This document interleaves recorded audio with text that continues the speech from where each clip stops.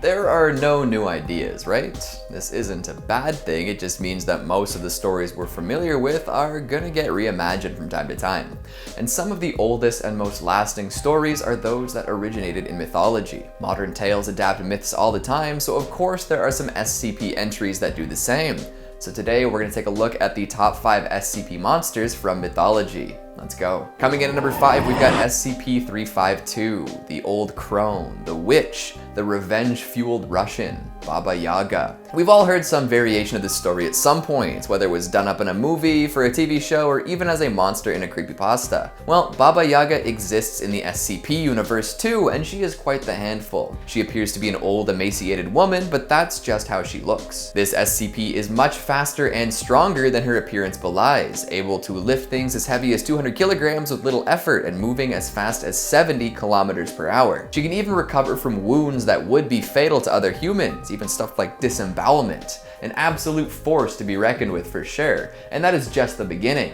She can grow strange, clear hairs from different points on her body at a pretty fast rate, and these have been reported as creeping and crawling across surfaces. They're covered in a strange enzyme that 352 produces, which on contact with human tissue causes a horrific reaction. Those affected by this enzyme will stop logically thinking altogether and cease to feel any pain. They enter a state of euphoria, during which Baba Yaga begins to eat them limb by limb over the course of many days. So even though they're being eaten, they don't really know what's going on. This SCP was originally discovered in a Russian forest after many people reported mysterious disappearances in the area. And if we look to Russian folklore, we find a lot of the same characteristics attributed to the legendary character. Baba Yaga has appeared in hundreds of folktales with a variety of hallmarks that seem to be closely associated with her. There's the hut with chicken legs, a mortar and pestle, and the mop/broom that appear quite often. She's also regarded as being especially ferocious looking and tends to be extremely repulsive to those who behold her. After all those years terrorizing Slavic folks who dared to enter magical forests, she's finally been contained by the SCP Foundation, although they tend to have a lot of trouble keeping her contained. As of right now, the Foundation is attempting to find a type of food that will keep her satisfied and docile, but human flesh is the only thing that seems to elicit said behavior. Good thing there's a lot of D-class, right? Coming in at number 4, we've got SCP-1826.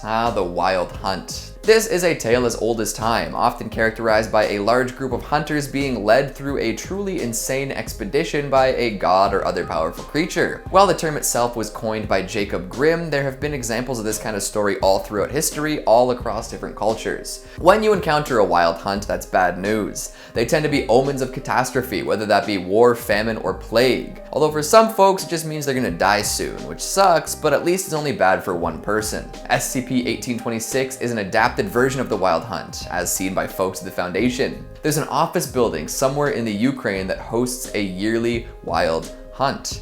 Nobody really understands how it all got started, but here we are. During the month of March, this place is totally off limits. If any sort of sapient organism enters this empty cubicle graveyard during that time frame, they're gonna get swept up in the excitement. And by excitement, I mean they're gonna have to partake in the hunt, which will guarantee their untimely death. Yeah.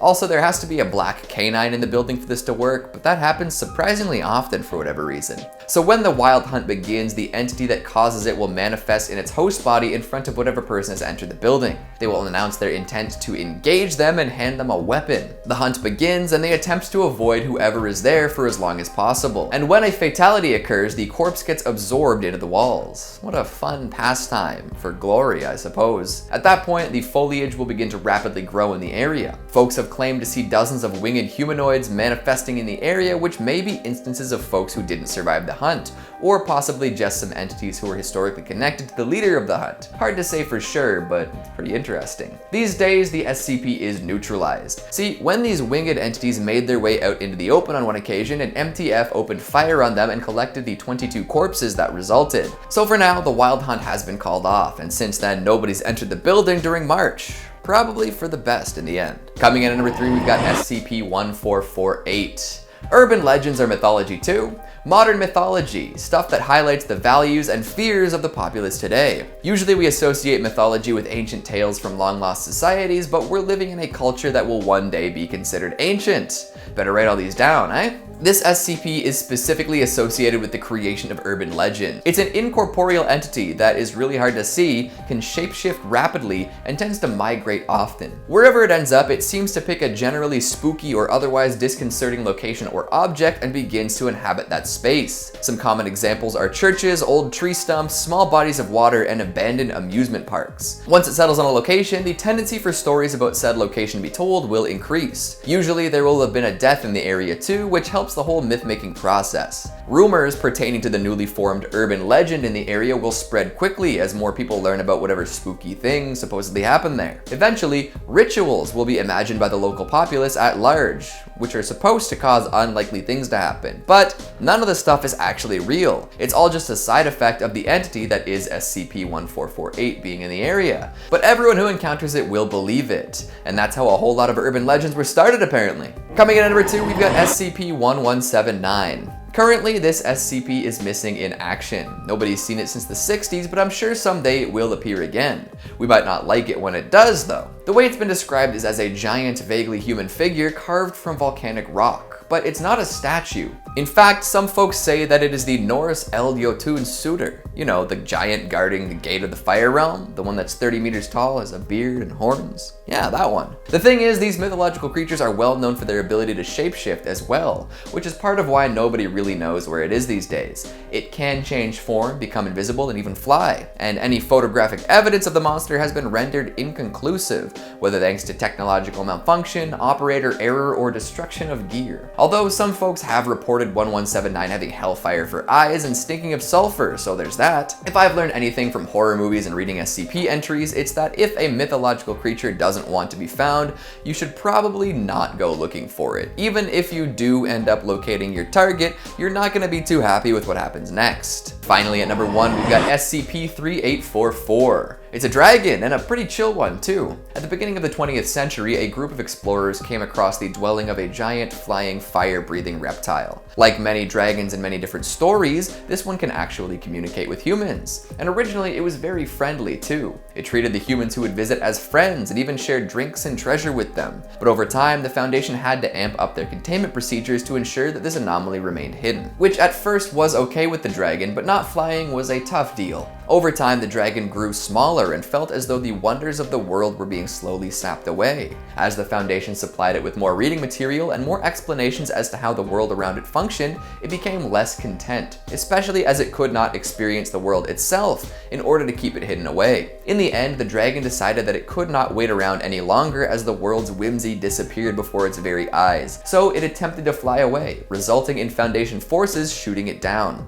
Very tragic. However, a new document has been added to the many files that make up 3844's entry. Apparently there might be more dragons in the mountains, less willing to interact in good faith with the Foundation, but at least there are still some around. Myths are just stories that stuck around longer than most, right? Their timelessness is well deserved, and I'm sure that with more time we'll see many more classics crop up. So what'd you think of the list? Did you know all these SCPs were linked to larger tales? What mythological monsters have you found on the SCP Wiki? Make sure you let me know down in the comments. Speaking of comments, let's take a look at some of your goofier jokes from the top 5 weirdest SCP monsters in containment. The King of Chefs says, "What happened when I dropped my bacon and lettuce sandwich into the Boston Harbor? It became a BLT." Oh, historical jokes. Very nice. RJ Alert says, "Did you hear the terrible news? Rudolph the red-nosed reindeer died. He was electrocuted while picking his nose and it started to glow." Womp womp.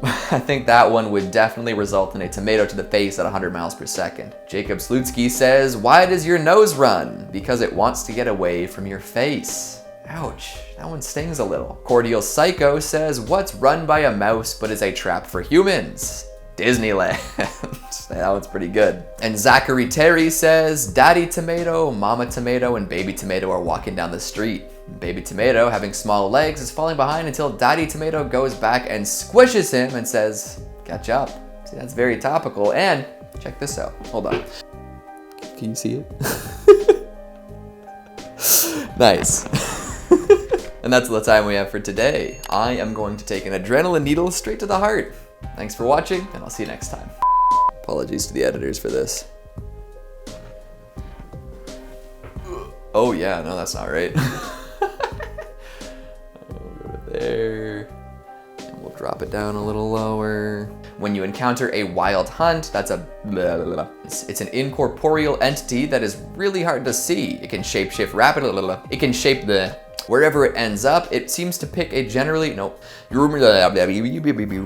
and really that's how a lot of these get started in the first place anyways. Nope. That's kind of silly. I don't know. Maybe we'll stick with that. In fact, some folks say that it is the old In fact, some folks say that it is the Norse El Jotun. I've learned